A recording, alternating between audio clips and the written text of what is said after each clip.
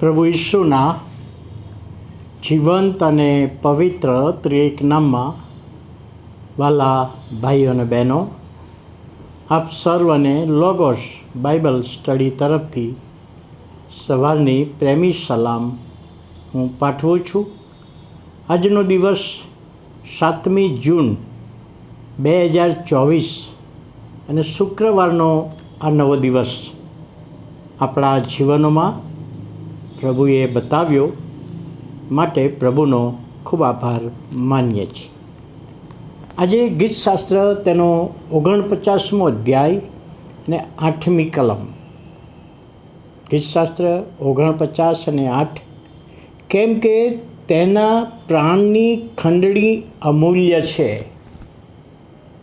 હવે જો ગીતશાસ્ત્ર તેનો 49મો અધ્યાય ને 49મું ગીત આપણે વાંચીએ તો એમાં કેટલીક બાબતો એવી આપણને જોવા મળે છે જે હાલના ભૂંડા જગતમાં જોવા મળે છે. એ બતાવે છે.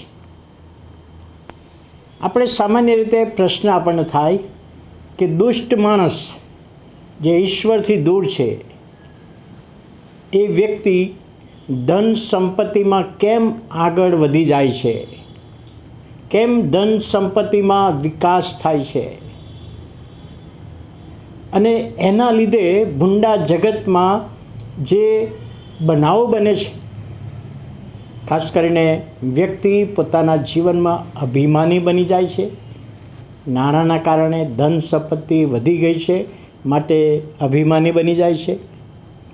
જોર જુલમ કરનારા બને છે, ગરીબો પર જોર જુલમ કરે, દબાણ લાવે અને પોતાના આયોજનો પોતાની રીતે ઘડે છે કે જેમાં પોતે જ આગળ મોટો મનાય, દુષ્ટતામાં આગળ વધે એવા આયોજનો કરે છે. ત્યારે એક બાબત તેઓ કરી શકતા નથી. ગીતમાં તમે જો વાંચશો તો લખ્યું છે એ પ્રમાણે કે એક બાબતમાં તેઓ કરી શકતા નથી, તેઓ મરણને રોકી શકતા નથી. ગમે તેટલા એમની પાસે પૈસા હોય, ધન સંપત્તિ હોય, પરંતુ એમના જીવનમાં આવનાર મરણને રોકી શકતા નથી. પૈસાના જોરે મરણને રોકી શકાતું નથી. કદાચ પૈસાના જોરે સારામાં સારી ટ્રીટમેન્ટ લઈ શકાય, સારામાં સારી મોંઘી હોસ્પિટલમાં ટ્રીટમેન્ટ લઈ શકાય, પરંતુ ઈશ્વર તરફથી આવતું મરણને રોકી શકાતું નથી. એ પણ એક સત્ય બાબત છે. માઇકલ જેક્સન એ પોતે એવું કહેતો હતો કે મારે મરવું નથી, મારા જીવનમાં મરણ આવે જ નહીં એવા હું પ્રયત્નો કરીશ. અને પોતાના મોટા મહેલમાં જુદા જુદા અંગોના ડૉક્ટરો રાખ્યા. હાર્ટનો ડૉક્ટર જુદો, લીવરનો ડૉક્ટર જુદો, કિડનીનો ડૉક્ટર જુદો. અને કોઈ પણ અંગમાં તકલીફ થાય તો તાત્કાલિક પોતાના જ ઘરમાં બધી જ ફેસિલિટી હોય અને એની તાત્કાલિક સારવાર થાય, કારણ કે હું મરણ ના પામું, મારા જીવનમાં મરણ ના આવે. કેટલો ખોરાક લેવો, કેટલી કેલેરીવાળો ખોરાક લેવો એ પણ નક્કી કરવા માટે એણે ડાયટિશિયનો રાખ્યા. આજે મારે આટલો જ ખોરાક લેવાનો, આટલા વાગે આટલો જ લેવાનો, એના માટે, કારણ કે શરીરની કેલેરી વધી ના જવી જોઈએ. કસરત કરવા માટે જુદા જુદા ડૉક્ટરો રાખ્યા. તો એ કહે છે 50 વર્ષની ઉંમરે મરણ પામ્યો. એટલે મરણને રોકવા પ્રયત્ન કર્યો, રોકી શકાતું નથી. અયુબનું પુસ્તક તેના 14મા અધ્યાયમાં છે ને, તેના આયુષ્યની મર્યાદા ઠરાવેલી છે. આપણા દરેકના આયુષ્યની મર્યાદા ઠરાવેલી છે.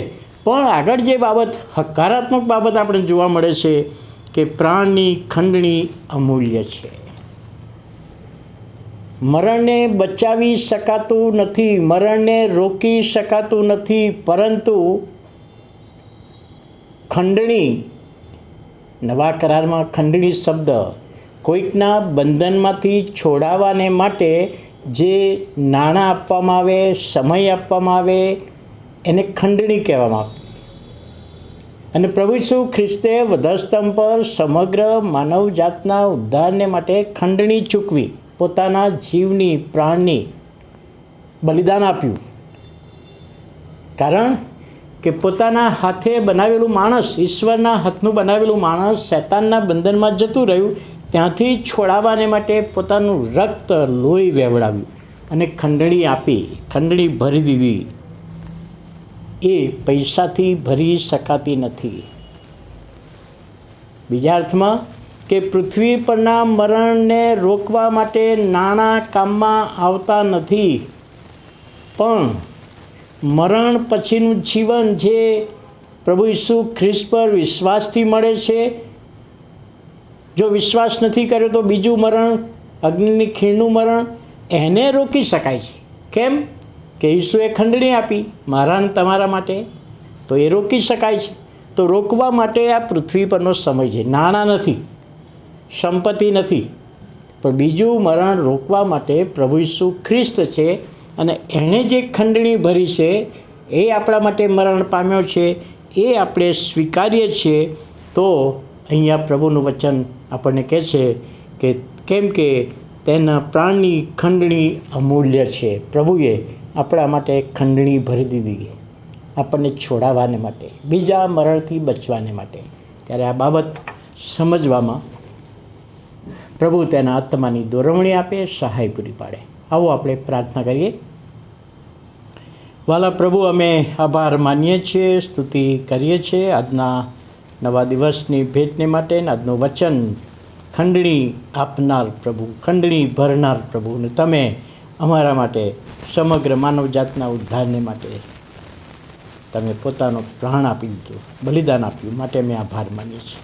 તમારા હાથોમાં સોંપાઈએ છીએ પ્રભુ ઈસુના નામે. આમેન.